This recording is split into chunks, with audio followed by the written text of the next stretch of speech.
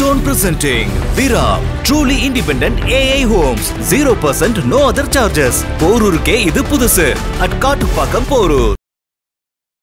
ஸ்டாலினுக்கு நிகரா கூட இருக்கும் யாரும் கிடையாது. ஸ்டாலினோட ஒத்த வயதினர் ரொம்ப கம்மி. பொன்முடி, ஐ பெரியசாமி எல்லாம் கலைஞரோட இருந்தவங்க. கலைஞரோட டீமை வச்சுட்டு ஸ்டாலின் கஷ்டப்பட்டு இருக்காரு. உதயநிதி கை ஓங்கி இருக்கு, கண்டிப்பா ஓங்கி இருக்கு, ரொம்ப ஸ்ட்ராங்கா ஓங்கி இருக்கு. தேர்தலில் முழுக்க முழுக்க அவரோட வியூகம் தான் வகுக்க போறாங்க. அவர் கையில் பதவி எடுத்துட்ட உடனே, அவர் கையில் பொறுப்பு வந்த உடனே பல சீனியர் ஓரம் கட்டப்படுவார் கண்டிப்பா. ஆக மொத்தம் இப்ப அண்ணாமலைக்கு வந்து தமிழக தேர்தலில் எம்எல்ஏ பதவிக்கு போட்டி போடுவார்னா போட்டி போட போறது இல்லை. எம்எல்ஏ பதவிக்கு போட்டி போட மாட்டார். ஆனா தேர்தல் பணி செய்வார்னா பிரச்சாரம் பண்ணுவார். என்டிஏ கூட்டணி கட்சி வேட்பாளர்களுக்காக தமிழ்நாடு முழுக்க போய் பிரச்சாரம் பண்றேன்னு மோடிட்ட சொல்லிட்டான் அண்ணாமலை. இந்த வாட்டி திமுக பக்கம் போகணும்னு பார்க்குறாரு. ஆனால் பாமக வரதை வந்து விசிக விரும்ப மாட்டேங்குது. நேச்சுரலி ரெண்டு பேருக்கு ஒத்துக்காது. விசிக ஓப்பனாக சொல்லிடுச்சு, பாமக இடத்துல நாங்கள் இருக்க மாட்டோம் சொல்லிடுச்சு. ஸ்டாலினை கேட்டிங்கன்னா அவர் பாமக விசிகான்னு அவர் விசிக தான் ப்ரிஃபர் பண்ணுறாரு.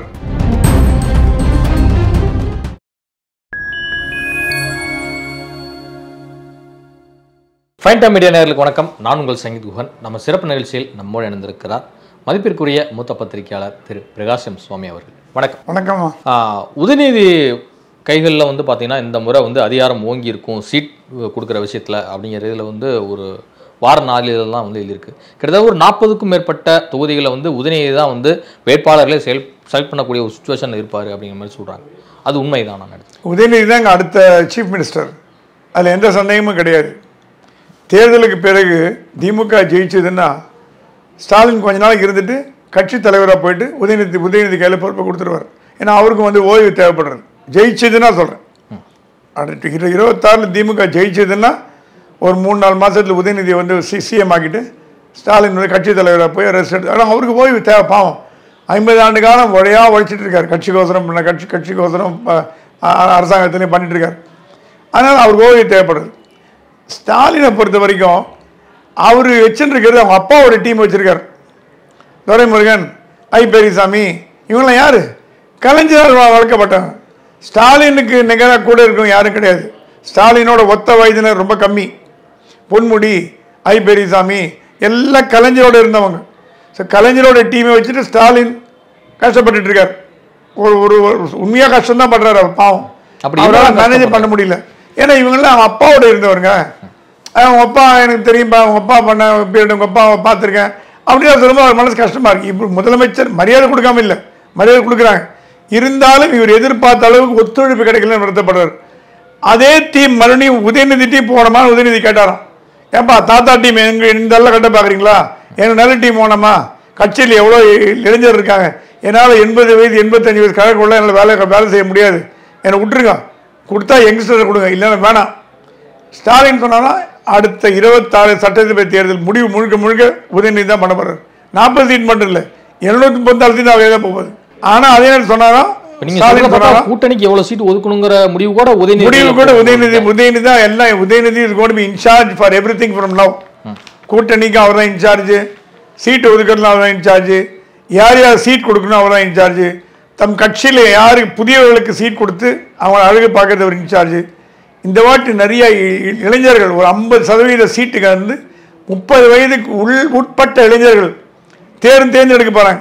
எல்லா ஊர்லேருந்தும் படித்தவங்க, நல்லா ஹார்ட் ஒர்க் பண்ணுறவங்க, யூத்தில் இருக்கவங்க, இளைஞர் கமிட்டியில் இருக்கவங்க, ஸ்போர்ட்ஸ் கமிட்டியில் இருக்கவங்க, அவங்களாம் தேர்ந்தெடுத்து முதல் முறை எம்எல்ஏக்கள் இந்த வாட்டி கிட்டத்தட்ட ஒரு 70% 80% முதல் முறை எம்எல்ஏக்கள் திமுகலேருந்து வரதுக்கு வாய்ப்பு உண்டு.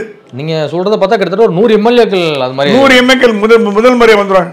அப்ப அந்த இடத்துல என்ன பழசெல்லாம் ஓரம் கட்டப்படும். பழைய மந்திரிகளுக்கு பல பேருக்கு இந்த வாட்டி சீட் இல்லைன்னு சொல்லிட்டார் ஸ்டாலின். நீங்க சொல்ற பார்த்தா கல்தா உறுதி. கல்தா ஒரு 10-15 மந்திரிகளுக்கு சீட் இல்லை. இருந்த வரைக்கும் இருந்தாச்சு. அப்பா பீரியட்ல இருந்தீங்க, என் பீரியட்ல இருந்தீங்க, முடிஞ்சு போச்சு, அவ்வளவுதான். இனிமே ஓய்வு எடுங்க, இல்லை கட்சி வேலை பண்ணுங்க. பதவிங்கிறது இனிமேல் உங்களுக்கு கட்சி பதவி தான் கொடுக்கப்படும். அது இல்லாம இப்ப என்ன பண்றாங்க, கட்சியிலையும் இருக்காங்க, ஆட்சியிலையும் இருக்காங்க, மாத்தி இருக்காங்க. 1 man 1 post சொல்லிட்டாராம் உதயநிதி. ஒருத்தருக்கு ஒரு பதவி தான், கட்சியா ஆட்சியாக முடிவு பண்ணிக்கங்க அப்படின்னு கிளீனா சொல்லிட்டாரு. உதயநிதி கை ஓங்கி இருக்கு, கண்டிப்பா ஓங்கி இருக்கு, ரொம்ப ஸ்ட்ராங்கா ஓங்கி இருக்கு. தேர்தலில் முழுக்க முழுக்க அவரோட வியூகம் தான் வகுக்க போறாங்க. அவர் கையில் பதவி எடுத்துட்ட உடனே, அவர் கையில் பொறுப்பு வந்த உடனே பல சீனியர்கள் ஓரங்கட்டப்படுவார் கண்டிப்பா. இனிமே அந்த யாரெல்லாம் சார் ஓரங்கட்டப்படுவாங்க? இல்ல, இந்த குட்டி சாம்ராஜ்யம் நடத்துறாங்க பாருங்க, அந்த சக்கரவர்த்தி. இல்ல, ஒரு சிலர் அமைச்சருடைய பையன்லாம் வந்து பாத்தீங்கன்னா எம்எல்ஏவா இருக்காங்க, எம்பியா இருக்காங்க. ஒரு சிலர் எம்பியோட டிஆர் பாலு பையன் டிஆர்பி ராஜா இருக்காரு. டிஆர்பி ராஜா மந்திரியா இருக்காரு, சிறப்பா செயல்படுறாரு டிஆர்பி ராஜா. பாலுக்கு வந்து எம்பி பதவி கொடுக்காம போலாம்.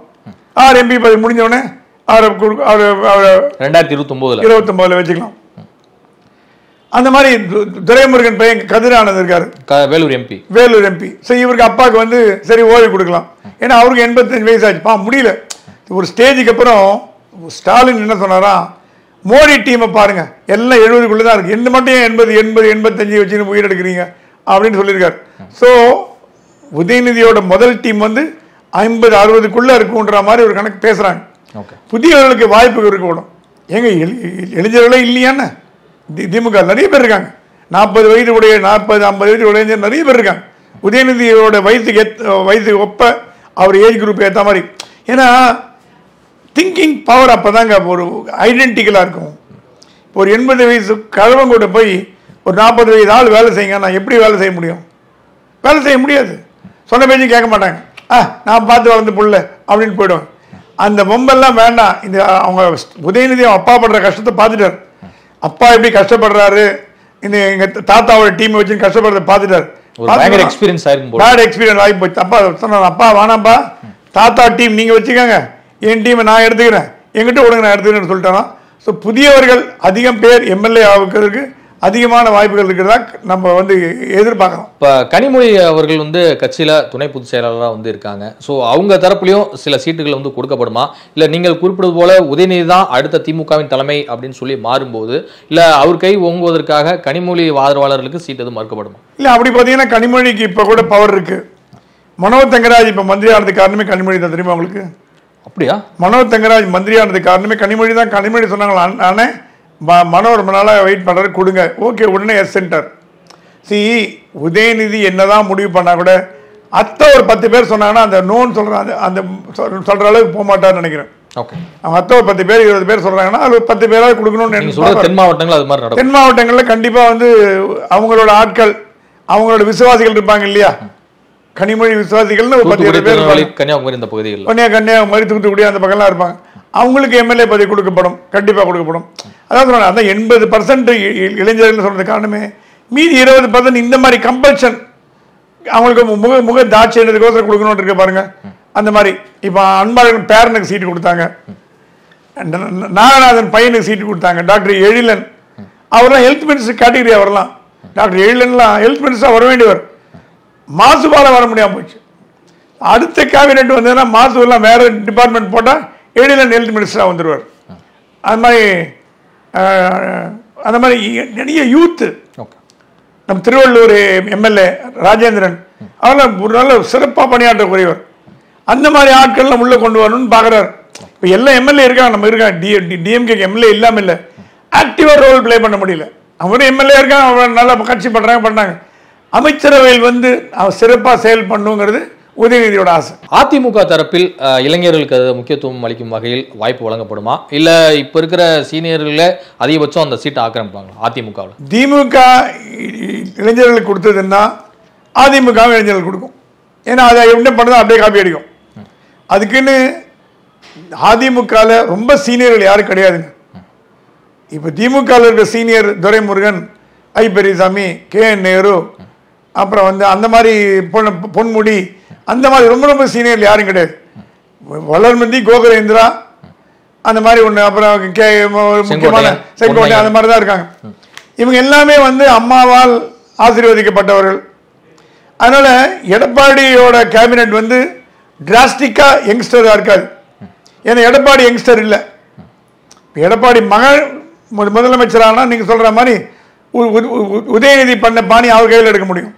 எடப்பாடி தானே முதலமைச்சராக போறாரு, அவருக்கு வயசு 60+ இல்லையா, அவர் ஏஜ் குரூப்ல எடுத்துப்பார், அவர் ஏஜ் குரூப்ல எடுத்துக்கலாம்.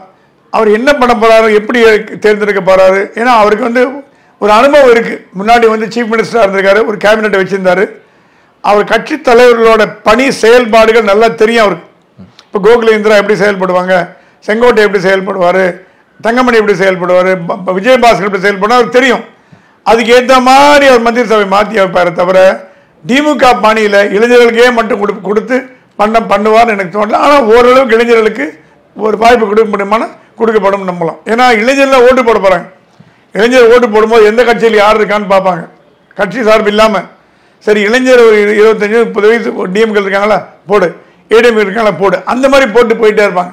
அந்த மாதிரி வாக்குகளை வாங்குவதற்கும் இது பயன்படும் நம்புறேன். கிட்டத்தட்ட ஒரு வெற்றி தோல்வியை வந்து தீர்மானிக்கக்கூடிய இடத்துல யங்ஸ்டர்ஸ் ஓட்டும் கண்டிப்பா. இப்போ யங்ஸ்டர்ஸ் ஓட் தான் வந்து வெற்றி தோல்வியை நியமனம் பண்ண போகுது. வர 26 தேர்தலில் 18லேருந்து 25 வரை உள்ள வாக்காளர்கள் தான் வெற்றி தோல்வி நிர்ணயம் பண்ண போறாங்க. அந்த வாக்காளர்கள் நல்ல புரிந்து கொண்டவர்கள், அறிந்தவர்கள், அவங்களுக்கு விவரம் தெரிஞ்சவங்க. ஆந்திரா மாநிலத்திலிருந்து ராஜ்யசபா எம்பியாக அண்ணாமலை தேர்ந்தெடுக்கப்படுவார் அப்படிங்கிறதுல சில செய்திகள் வந்துச்சு. ஆனா அங்க வேறொரு வேட்பாளரை அறிவித்திருக்கிறது பாஜகவுடைய தேசிய தலைமை. அண்ணாமலைக்கு 2026 சட்டமன்ற தேர்தலில் எம்எல்ஏ பதவிக்கான அந்த வாய்ப்பு எதுவும் வழங்கப்படுமா இல்லை எப்படி? அண்ணாமலைக்கு வந்து நிறைய ஆப்ஷன் கொடுக்கப்பட்டது. ராஜ்யசபா வழியா வந்து மத்திய மந்திரியா வந்துருங்க, மந்திரி சபையில் சேருங்க. அண்ணாமலை என்னமோ தமிழ்நாட்டை விட்டு வெளியில் போக மாட்டேங்கிறார். அவருக்கு தமிழ்நாடு தான் பிடிச்சிருக்கு. அது ஏன்னு கேட்க முடியாது. என் மண் என் யாத்திரை போனவர்கிட்ட போய் தமிழ்நாடு ஏன் பிடிச்சிருக்குன்னு கேட்கறது முட்டாள்தனம். ஸோ இப்போ என்ன முடிவு பண்ணாங்க ஃபைனலாக? மந்திரி சபையில் அப்புறம் பார்த்துக்கலாம், 26க்கு அப்புறம் பார்த்துக்கலாம். டைம் இருக்கு. மோடி இன்னும் 5 வருஷம் இருக்க போறாரு, 4 பேர் இருக்க போறாரு, அப்புறம் பார்த்துக்கலாம். ஆக மொத்தம் இப்போ அண்ணாமலைக்கு வந்து தமிழக தேர்தலில் எம்எல்ஏ பதவிக்கு போட்டி போடுவார்னா போட்டி போட போகிறது இல்லை. எம்எல்ஏ பதவிக்கு போட்டி போட மாட்டார். ஆனால் தேர்தல் பணி செய்வார்னா பிரச்சாரம் பண்ணுவார். என்டிஏ கூட்டணி கட்சி வேட்பாளர்களுக்காக தமிழ்நாடு முழுக்க போய் பிரச்சாரம் பண்ணுறேன்னு மோடிட்ட சொல்லிட்டான் அண்ணாமலை. ஜெயிக்க வச்சு காட்டணும் என் பொறுப்புங்க, என்னோட ஆளு படை சேனை படை பலம் எல்லாத்தையும் உபயோகப்படுத்தி நான் அதிமுக பாஜக கூட்டணி ஜெயிக்க வச்சு காட்டுறேன். எனக்கு எந்த பதவியும் வேணாம். நான் பதவி எதிர்பார்த்து பண்ணுற மாதிரி பண்ண மாதிரி ஆகிடும். முதல்ல ஜெயிக்க வைப்போம் டிஎம்கேவை தோக்கடிப்போம், ஏடிஎம்கே ஜெயிக்க வைப்போம், அப்புறம் உட்காந்து பேசிக்கலாம். பதவிக்கோசரம் நான் வரல. நீங்கள் தான் என்ன மாநில தலைவராக்குனீங்க. நான் 3 வருஷம் மாநில தலைவர் செயல்பட்டேன், மனநிறைவோடு இறங்கிட்டேன். இப்போ எனக்கு பதவி உடனே கொடுக்கணும்னு அவசியம் இல்லை, அவசரப்பட வேண்டாம், கொஞ்சம் வெயிட் பண்ணுவோம். அவர் ஆக்சுவலாக இன்னும் அவர் அமெரிக்காவிலேருந்து திரும்பலை, யூஎஸ் போயிருக்காரு. யூஎஸ்லேயும் வரத்துக்கு இன்னும் 4-5 நாள் ஆகும் போல இருக்கு. வந்த பிறகு கொஞ்சம் செட்டில் ஆன விட்டு அதுக்கப்புறம் தமிழ்நாடு முழுக்க அவரோட பிளான் என்னன்னா தமிழ்நாடு முழுக்க சுற்றுப்பயணம் போய் கட்சியை வளர்க்கணும்னு பார்க்குறாரு. அவர் சொன்னால் நயினார் நாகேந்திரன் இருக்காரா, நான் இருக்கா, யார் இருக்காங்கிறது முக்கியம் இல்லை, தமிழ்நாட்டில் கட்சியை வளர்க்கணும். நயினார் அண்ணன் இருக்கிறதுனால மட்டும் நான் கட்சியை வளர்க்க மாட்டேன்னு நான் சொல்ல மாட்டேன். எனக்கு அந்த பழக்கம் கிடையாது. கட்சியை நான் வளர்த்து காட்டுறேன். தமிழ்நாட்டில் நயினாருக்கு என்ன உதவி பண்ணுறேன் அப்படின்னு பிரைம் மினிஸ்டர் அமித்ஷா சொல்லிட்டு தான் வந்திருக்காரு அண்ணாமலை. பாமகவின் சார்பில் முழுநிலவு சித்திரை மாடு வந்து நடைபெற இருக்கு மே 11ஆம் தேதி. இதற்காக ராமதாஸ் அவர்களும் அன்புமணி ராமதாஸ் அவர்களும் முழு முன்னெடுப்போடு பல விஷயங்களை வந்து செஞ்சுட்டு வராங்க. கட்சிக்குள்ள நீங்கள் வந்து எல்லாருமே குடும்பத்தோடு வந்து கலந்துக்கணும் அப்படிங்கிற மாதிரிலாம் உத்தரவுலாம் போயிருக்கு. இந்த மாநாட்டையொட்டி கூட்டணி குறித்தான ஒரு செய்தியை அந்த மாநாட்டில் அறிவிக்க எதுவும் வாய்ப்பு இருக்கா, இல்லை ஜனவரி அப்போ தான் முடிவு பண்ணுவாங்க அப்படின்னு எடுத்துக்கலாமா? இந்த மாநாடு வந்து கூட்டணி மாநாடு தான். கூட்டணிக்கு பலம் காட்டும் மாநாடு. பாமக என்ன பலம் இருக்கு, என்ன ஸ்ட்ரென்த் இருக்கு அப்படின்னு காட்டக்கூடிய ஒரு மாநாடு. எப்பவுமே டாக்டர் ராமதாஸ் ஐயா அவர்கள் தேர்தல் அணியை மாத்திட்டே இருப்பார். நம்ம 30 வருஷம் பார்க்குறோம். திமுக விட்டு இருப்பார், அதிமுக மாற்றி வருவார். ஆனால் இப்போ கடந்த 2 தேர்தலாக பாஜகவோட இருக்கார். ஒன்றும் சரிப்பட்டு வரல, ஒரு எம்பி கூட ஜெயிக்க முடியல. 3 தேர்தல் 2014 3 தேர்தல் 23 தேர்தல். ஸோ இந்த வாட்டி திமுக பக்கம் போகணும்னு பார்க்குறாரு. ஆனால் பாமக வரதை வந்து விசிக விரும்ப மாட்டேங்குது. நேச்சுரலி 2 பேருக்கு ஒத்துக்காது. விசிக ஓப்பனாக சொல்லிடுச்சு, பாமக இடத்துல நாங்கள் இருக்க மாட்டோம் சொல்லிடுச்சு. ஸ்டாலினை கேட்டிங்கன்னா அவர் பாமக விசிகான்னு அவர் விசிக தான் ப்ரிஃபர் பண்ணுறாரு. ஆனால் விசிக ஏதாவது ஒரு காரணத்தினால் விஜய் பக்கம் போய் சேர்ந்தது அப்படின்னா அந்த இடத்த பிடிக்கிறதுக்கு பாமக ரெடியாக காத்துட்ருக்கு. விசிக ஏதாவது ஒரு காரணத்தினால் அந்த பக்கம் போச்சுன்னா தெரியாது நமக்கு. ஏன்னா விசிகாவை வச்சுட்டு பாமக வச்சுன்னு ஸ்டாலின் மேலே ரெட்டை குதிரை வண்டி ஓட்ட முடியுமா? சாரட் வண்டி எடுத்து ரெண்டும் வேறு பக்கம் போகிற கட்சிகள். ஏன்னா அது இல்லாமல் ஐடியாலஜிக்கலி டிஃப்ரெண்ட்டான பொலிட்டிக்கல் பார்ட்டி ரெண்டுமே. இது ஒன்று கண்டா ஒன்று ஆகாது. ஆனால் ராமதாஸ் இறங்கி வந்துட்டார். இப்போ திருமாவளவனை இந்த மாநாட்டு கூப்பிட்டுருக்காரு, அது கேள்விப்பட்டிருப்பீங்க. ஆமாம் ஆமாம். திருமாவளவனோட சகோதரர் கொண்டு போய் அழைப்பு கொடுத்து வந்தார். மணி வந்து டிஎம்கேவோட க்ளோஸாக இருக்கார். கௌரவ தலைவர் மணி வந்து டிஎம்கே ரொம்ப க்ளோஸாக இருக்கார். கலைஞர் பல்கலைக்கழகம் ஆரம்பிக்கணும்னு அவர் தான் பேச்சு எடுக்கிறார். ஸோ மணி வழியாக டிஎம்கே உள்ள ஒரு ரூட் போட்டு அப்படி இழுத்து கூட்டணிக்கு பேச்சுவார்த்தை நடக்கிறதுக்கு ஒரு பக்கம் போயிட்டுருக்கு. இந்த பக்கம் அன்புமணி, டாக்டர் அன்புமணி வந்து பாஜகவோட சேர்ந்து, அன்புமணியை பொறுத்த வரைக்கும் மத்திய மந்திரி சபையில் சேரணும்னா நீங்கள் பாஜகவோட இருந்தால் தான் முடியும். திமுகவோட பணம் மத்திய மந்திரி சபையில் சேர்றதுக்கு இப்போது 5 வருஷத்துக்கு வாய்ப்பு கிடையாது. அதுக்கப்புறம் பின்னாடி பார்த்துக்க முடியாது, சொல்ல முடியாது. எம்பி வேணால் தேர்ந்தெடுத்து அனுப்புவாங்க. என்ன பிரயோஜனம்? நானும் எம்பி சும்மா உட்காந்துருக்கேன். ஸோ என்னோட கணிப்பு, என்னோட சாய்ஸு பிஜேபி தான் டாக்டர் அன்புமணி சொல்கிறார். ராமதாஸ் என்ன சொல்கிறாரா, அதெல்லாம் கிடையாது, எனக்கு வேணுங்கிறது ஒரு 10 எம்எல்ஏ வரணும், அப்புறம் சில விஷயங்கள்லாம் வரணும், அதெல்லாம் இல்லாமல் என்னால் ஒன்றும் கட்சி நடத்த முடியாது, நீ செலவு பண்ணுவியா கட்சி நடத்துறதுக்கு, வந்தால் தான் முடியும் அப்படிங்கிற நோக்கில் போயிட்டுருக்கார். ஏன்னா பாஜக உங்களுக்கு பணம் வர போகிறது இல்லை. பாஜக இனிமேல் கூட்டணி கட்சிக்கு பணம் கொடுக்காது, செலவு பண்ணுமே தவிர பணம் கொடுக்காது, ரொக்கமாக கொடுக்காது, சஃபையர் தியேட்டர் மாதிரி கொடுக்க மாட்டாங்க. ஆகவே அது ஒரு பார்த்துட்டு இருக்காங்க. இப்போ கடைசியாக என்ன சொன்னாங்களா, திமுக சொன்னாங்களா, எம்பி ராஜ்யசபா பதவி இல்லாட்டி கூட பரவாயில்ல, எங்களுக்கு வந்து கூட்டணியில் இடம் கொடுங்கன்னு. அது டாக்டர் அன்புமணி கோவம் வந்துட்டு, நான் எம்பியாக கூட எதுக்கு நான் கூட்டணியில் வேலை செய்யணும், நீங்களே வேலை செய்ய, நான் வரல. ஏன்னா ஒரே துருப்பு சீட்டு, என் ராஜ்யசபா எம்பி சீட் மட்டும்தான். அந்த துருப்பு சீட்டை வச்சு தான் எல்லாம் கேம் ஆடுறாங்க அவங்க, எல்லா கட்சியிலையும் போய். ஏன்னா பாஜகலையும் அந்த கேம் ஆடி தான் ராஜ்யசபாவில் தேர்ந்தெடுக்கப்பட்டார். இப்போ ராமதாஸ் என்ன பண்ணுறாருன்னா, பாஜக கட்டி விட்டார், டிஎம்கேவோட பேசுகிறார், ஏடிஎம்கேவோட பேசுகிறார். ஏடிஎம்கே சொல்லி எங்களோட பேசாதீங்க, நீங்கள் பிஜேபியோட பேசுங்க, நீங்கள் அந்த கணக்கில் வரீங்க, எங்கள் கணக்கில் வரல, அந்த கணக்கில் வரீங்கன்னு. இல்லை உங்கள் கணக்கில் தான் வரப்போகிறோம், உங்கள் கூட தான் வரப்போகிறோம், நீங்கள் தான் எம்பியாக கூட கொடுக்கணும் அப்படின்னு முதல்ல சொன்னவங்க. இப்போ எம்பி இல்லாட்டியோட பரவாயில்ல, எங்களுக்கு 20 சீட் கொடுங்க, எங்களுக்கு வேணுங்கிறத கொடுங்க அப்படின்னு பேச தொடங்கிட்டாங்க. ஸோ இது எதை காட்டுறதுன்னா, change in attitude of PMK. அன்புமணியை கட்டி விட பார்க்குறாங்களான்னு பார்க்குது. ஏன்னா ஏற்கனவே அப்பா பையனுக்கு சண்டை, அது தெரியும். இப்போ அன்புமணிக்கு ராஜ்யசபா சீட் கொடுக்கணுன்ற கண்டிஷனை போடலன்னா அன்புமணியை காவ கொடுக்குறாங்கன்னு தான் அர்த்தம். அந்த கண்டிஷன் போட்டு தான் இத்தனை நாள் ஆரம்பித்து எல்லாம் பேசுனாங்க. திமுகவோடையும் சரி, அதிமுகவோட சரி, பாஜகவோடது, என்டிஏவோடையும் முதல் டிமாண்டே அவங்க ராஜ்யசபா சீட் மட்டும்தான் டிமாண்ட். இப்போ ராஜ்யசபா சீட்டை மறந்து நீங்கள் சொல்லணுன்னா அப்போ அன்புமணியை காவ வாங்குறீங்களா, அடுத்த கேள்வி வருது. காஞ்சி சங்கர மடத்தின் இளைய பீடாதிபதியாக கணேசா அப்படிங்கிறவர் வந்து நியமிக்கப்பட்டிருக்கிறார். அவரை பற்றி உங்களுடைய கருத்து? அவர் முகத்தில் இருக்க தேஜஸை பார்த்தீங்கன்னா ஒரு நாள் முழுக்க பார்த்துன்னே இருக்கலாம் போல தோன்றது. துறவியாவது சாதா விஷயம் இல்லைங்க. நம்மெல்லாம் வந்து வாழ்க்கையில் அனுபவித்து தான் பிறக்கிறோம். நல்ல காரு, நல்ல சாப்பாடு, நல்ல தூக்கம், நல்ல ட்ரெஸ்ஸு, நல்ல நண்பர்கள், இதான் உலகம் நினச்சிட்டு இருக்கோம். 20 வயசில் எல்லாத்தையும் திறந்து தலையை மழுக்க அடிச்சுட்டு ஒரு இளைஞர், அது ஒரு இளைஞர் எல்லாத்தையும் விட்டு வர்றாருன்னா அவர் எவ்வளோ பெரிய தியாகம் பண்ணிருக்கணும். மதத்துக்கோசம் படித்தவர், ஆர்டினரி இல்லை, சம்ஸ்கிருதம் தெரியும், தமிழ் தெரியும், தெலுங்கு தெரியும், இங்கிலீஷ் தெரியும், எல்லாம் படித்தவர். அவர் நினச்சிருந்தா காலேஜில் போய் டிகிரி வாங்கி படித்து இன்ஜினியர் அமெரிக்கா போயிருக்கலாம். ஆனால் வேண்டாம், இந்து மதத்துக்கு சேவை பண்ணோம் அப்படின்னு வந்தார் பாருங்கள். அந்த பேர் வந்து என்ன ஒரு அதிசயம்னா, மகா பெரியவா பேர் வச்சிருக்காரு, சந்திரசேகரேந்திர சரஸ்வதினு வச்சிருக்கார். அது வந்து ரொம்ப ஒரு ரேர் இன்சிடென்ட். நம்ம சொல்லுவோம் பாலபெரியவா தான் சங்கராச்சாரியார் அவதாரம் சொல்லுவோம், மகா பெரியவா அவதாரம். இப்போ இவருக்கு மகா பெரியவர் பேரே வச்சுட்டார். இவரோட ஜாதக பிரகாரம் இவர் ஆட்சிக்கு வரும்போது உலகெங்கும் இந்து மதம் தழைத்துவங்குமா. அவ்வளோ ஜாதகம் பார்த்து தான் எடுப்பாங்க. எப்பவுமே சங்கராச்சாரியம் எடுக்கிறதா போப் மாதிரி கூடி பேசி எடுக்க மாட்டாங்க. ஒரு 4-5 வருடமாக அப்சர்வ் பண்ணுவாங்க. இங்கே எந்த மடத்தில் படிக்கிற வேத அத்தியானம் பண்ணுற பசங்க, எந்த வேத அத்தியானம் பண்ணுற, எந்த நல்லா படிக்கிற பசங்க, யார் நல்ல டிசிப்ளினராக இருக்காங்க, யாருக்கு வந்து ஒத்து வரும் இந்த பதவி. தமிழ்நாடு முழுக்க கிட்டத்தட்ட 1000 வேத பாடசாலை இருக்குது. அங்கே எல்லா வேதம் படிக்கிறாங்க, படித்து முடிச்சிருப்பாங்க. அங்கேருந்து ஷார்ட் லிஸ்ட் பண்ணுவாங்க, 50 பேர் 40 பேர். அந்த 40 10 ஆகும், 10 5 ஆகும். அந்த 5 பேரும் அப்சர்வ் பண்ணுவாங்க. ஒரு 4 வருஷம் 5 வருஷம் அப்சர்வ் பண்ணுவாங்க. பண்ணிட்டு கடைசியாக அந்த டைம் வரும்பொழுது அவரை கூப்பிட்டுட்டு, நீங்கள் இன்னிலேருந்து அடுத்த மாதத்துலேருந்து சங்கராச்சாரியார், அவருக்கு ஒரு 15 நாள் தான் டைம் கொடுக்கப்படும். அவங்க தங்கையோட அப்பா அம்மாவோட ஸ்பெண்ட் பண்ணுறதுக்கு, வெளியில் போகிறதுக்கு. ஏன்னா அதுக்கப்புறம் எல்லாத்தையும் விட்டு துறவர வரணும்.